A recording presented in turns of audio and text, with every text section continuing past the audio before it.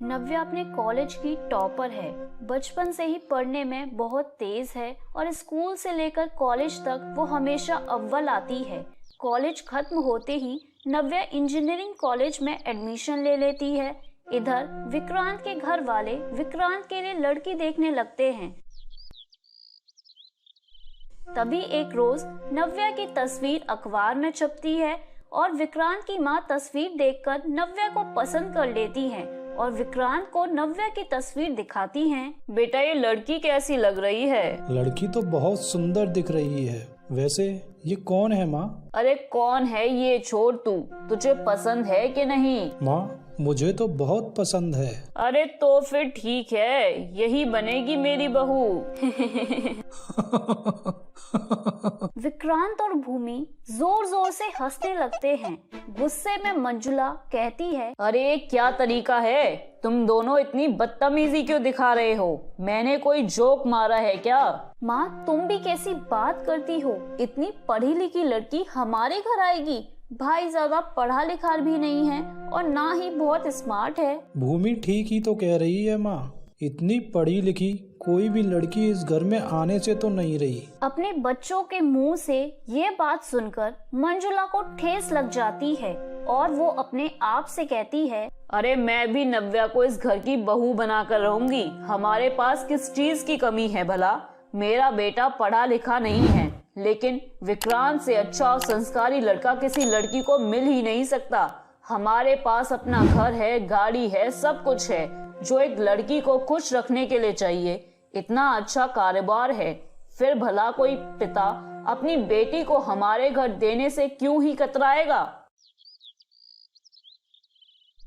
मंजुला किसी को बिना बताए रिश्ता लेकर नव्या के घर पहुंच जाती है और मंजुला के परिवार का नाम होने के कारण नव्या के पिता इस रिश्ते के लिए हाँ कर देते हैं। मजबूरी में आकर नव्या को भी शादी के लिए हाँ करनी पड़ती है। बहन जी, आपके घर भला कौन ही अपनी बेटी देने से इनकार कर सकता है?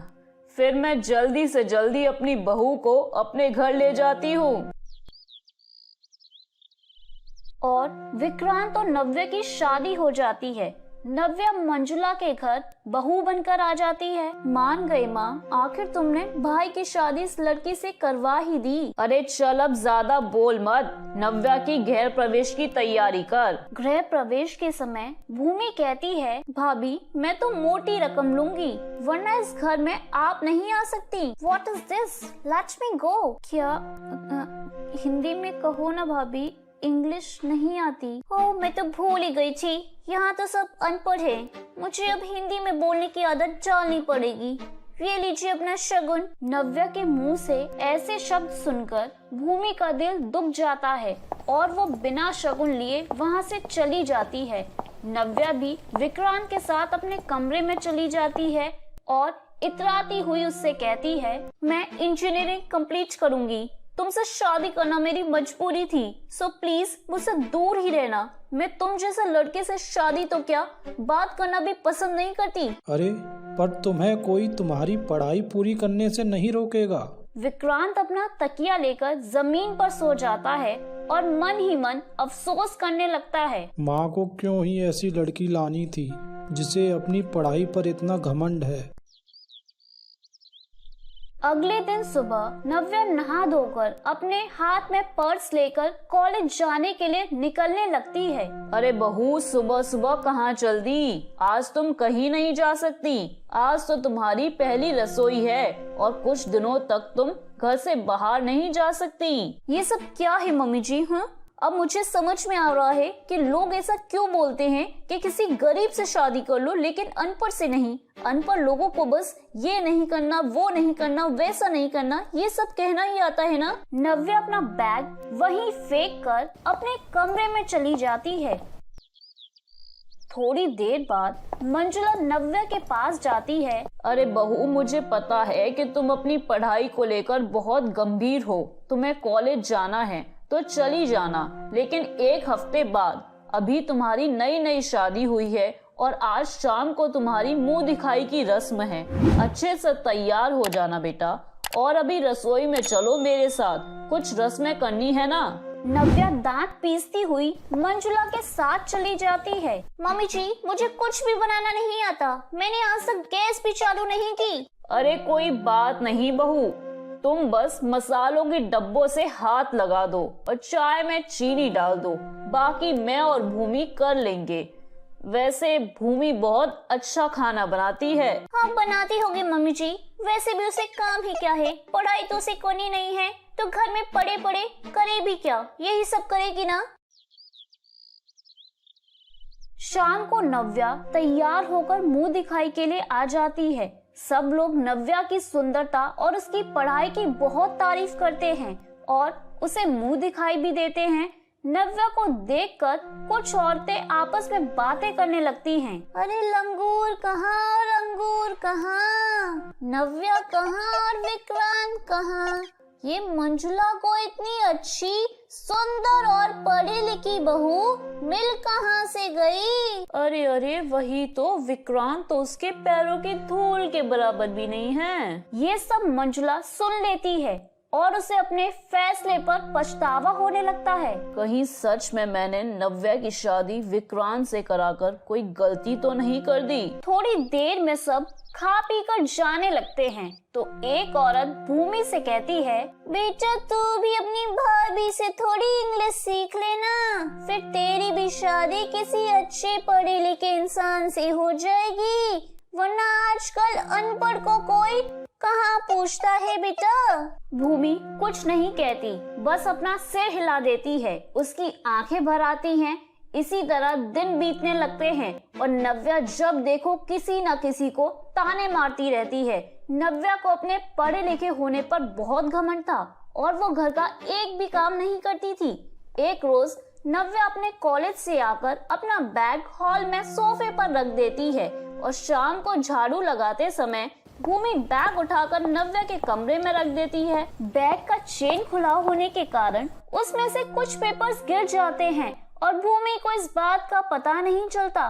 थोड़ी देर बाद जब नव्या अपना बैग चेक करती है और वो बैग में पेपर्स गायब देखती है तो उसका पारा हाई हो जाता है। मेरे इतने इम्पोर्टेंट पेपर्स कहाँ गए? आज इतनी धूप में जाकर मैंने ये सब इकट्ठे किए थे, कहीं उस गवार भूमि ने गिरा तो नहीं दिए, वही मेरा बैग लेकर आई थी। नव्या गुस्से में जाकर भूमि को एक थप्पड़ मारती है। गवार कहीं की, खुद तो 5वीं फेल है और दूसरों को भी पढ़ने मत देना। हाँ, आखिर मैंने क्या किया है भाभी? मेरे इतने इम्पोर्टेंट पेपर्स गिरा दिए तूने, तुझे मेरा बैग उठाने की जरूरत क्या थी? गवार कहीं की, मन तो करता है तुझे जान से मार दूं। भूमि रोने लगती है।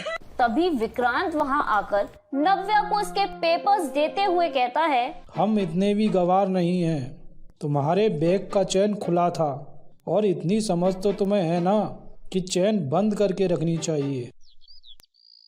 अगले दिन नव्या के कॉलेज के कुछ प्रोफेसर और स्टूडेंट्स उसके घर खाना खाने आते हैं।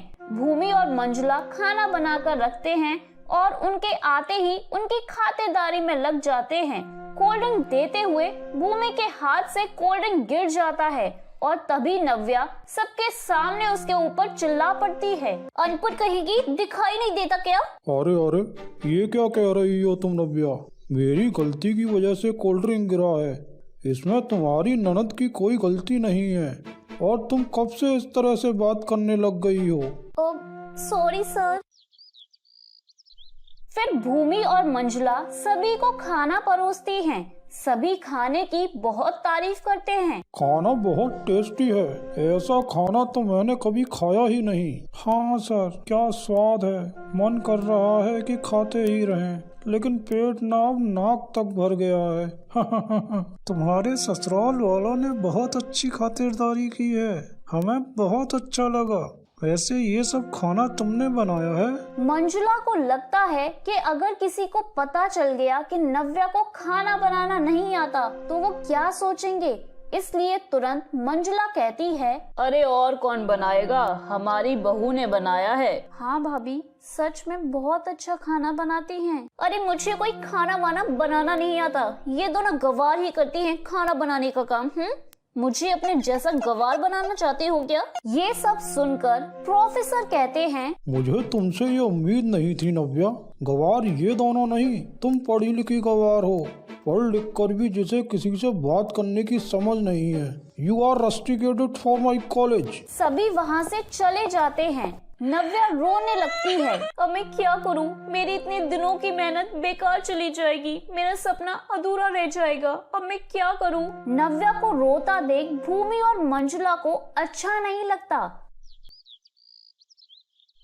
अगले दिन वो दोनों नव्या के कॉलेज में जाकर प्रोफेसर से बात करती हैं। सर, आप भाभी को वापस ले लो ना। हाँ सर, मेरी बहू बहुत अच्छी है, बस थोड़ी नादान है। उसका करियर हम बर्बाद नहीं होने देंगे। दोनों की बातें सुनकर प्रोफेसर नव्या को वापस अपने कॉलेज में ले लेते हैं और नव्या को जैसे ही पता चलता है तो वो मंजुला और भूमि से माफी मांगती है। भूमि, गवार तुम नहीं, गवार मैं हूँ, मुझे माफ कर दो। मम्मी जी, आप भी मुझे माफ कर दीजिए। मैंने अपने घमंड में आकर बहुत सारी गलतियाँ की हैं और जिन लोगों को मैंने पढ़ाई को लेकर ताने दिए हैं, आज उन लोगों के कारण ही मैं अपनी पढ़ाई पूरी कर पा रही हूँ। मुझे माफ कर दीजिए। नव्या रोते हुए सबसे माफी मांगती है।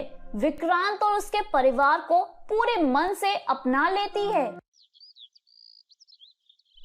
तो मेरे प्यारे दोस्तों, कैसी लगी आपको मेरी ये कहानी? मुझे कमेंट करके जरूर बताएं और अपने दोस्तों के साथ शेयर करें। अगर आपने मेरे चैनल को अभी तक सब्सक्राइब नहीं किया है तो नीचे वाले बेल आइकन को दबाकर सब्सक्राइब कर लें। तो मिलती हूँ मैं आप सभी से फिर एक नई कहानी के साथ। तब तक आप अपना ध्यान रखिए। बाय बाय दोस्तों।